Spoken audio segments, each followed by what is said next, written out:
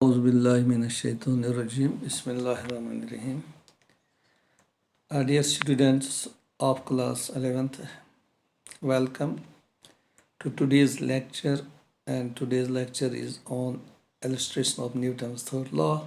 You know that third law states to every action there is an equal and opposite reaction.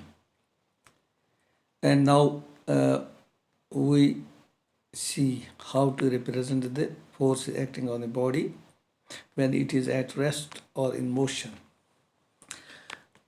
We see that a book is on the table, so we will see that the book will exert a force due to the gravitational pull on the table in downward direction, that towards the center of Earth. It is represented by W, and in turn the table exerts a force on the book. So remember here, book, the force acting on table is downwards and the reaction on the book is upwards. They are equal and opposite, and so we will get this reaction as that reaction is measure of the weight of the body. Number two, when they are at rest, the two forces balance each other, so W is equal to R. You can have our other force in that example, that is the table exerts force on the surface of the earth, and earth intact sustains the table at its position, and the reaction of the table will be upwards and the gravitational pull downwards, so they balance. Now walking, in case of walking, you see that a man, when it walks, it pushes the ground in a cylinder direction F, and the reaction will be in the opposite direction. Now we see that R can be resolved along a vertical relation, so M or sine theta, and the horizontal or cos theta. All vertical component, it balances the weight of the body, weight of the man, and how it helps the man to walk in the forward direction.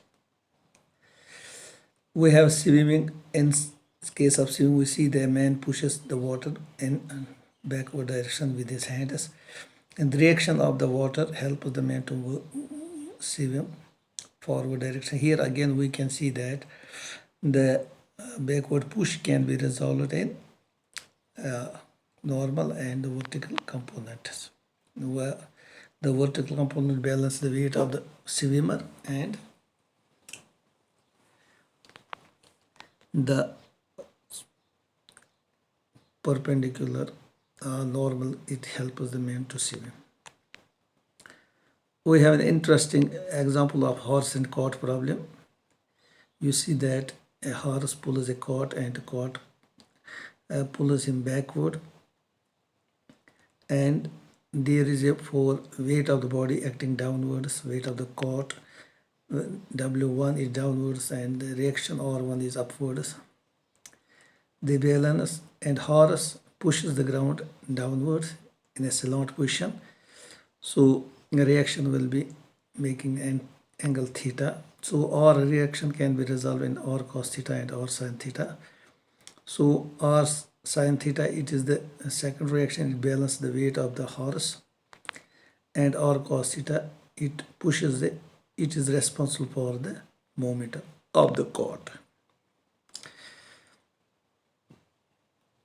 Similarly, a recoil of a gun is due to the forward action of the bullet. So when we apply force on the bullet, the bullet moves forward and it forward, and the recoil of the gun will be in the backward, and that is balanced by the shoulder of the shooter.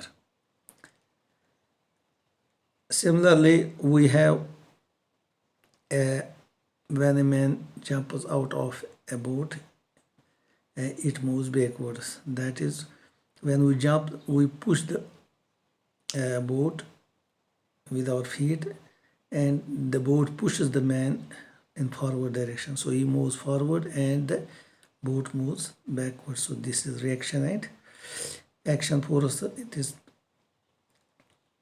Again, we see that walking on sand is difficult because reaction produced is small by sand because it yields under the weight of the man. Whereas when we move on a hard ground, we have a larger reaction, and so we can move easily. Similarly, moving on ice or a rainy road, it is difficult because the reaction is small. A weight of a body. When a man stands on a weighing machine, the man exerts force on the machine surface. So that is due to the gravitational pull of Earth, which is always directed downwards to the center of the Earth. The machine surface gives an equal and opposite reaction to the man vertically upwards. This reaction is measure of the weight of the man. Apparent weight. When a body of mass m is standing on a weighing machine placed in a lift, the weight does not remain constant. We can see how different situation can occur. Suppose lift is at rest or moves with uniform motion, then the acceleration is zero. So we can say that force due to the motion is zero. So we have only two forces. One is down weight downwards, and the reaction of that is equal and opposed to R, equal to mg. So weight of the body is equal to R, that is equal to weight. So when the body is moving with upward with the acceleration A, then we have three forces. One is weight downwards, then reaction of the weight R, that is equal to m.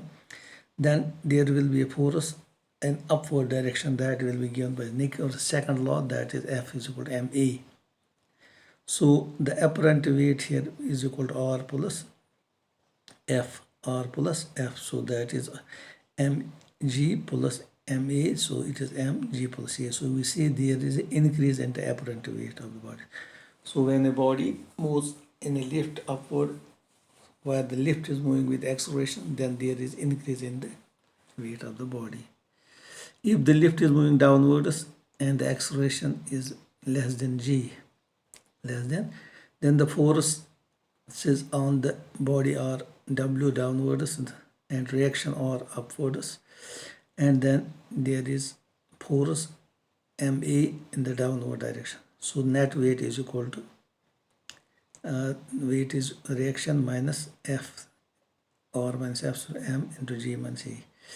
If E is greater than G, then we will have W is equal to R minus F, or mg minus a, so it will be negative, and the body will move and strike the roof of the lift.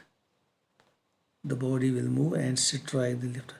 So we have four cases of the apparent weight. One, if the body is moving with is at rest or is moving with uniform motion, then the weight and apparent weight, that there is no change in the weight or reaction. But if it is moving upward, then there is increase in the weight, and this increase or apparent increase or decrease in the weight due to motion of the body is called as apparent weight. Thank you. That is for today.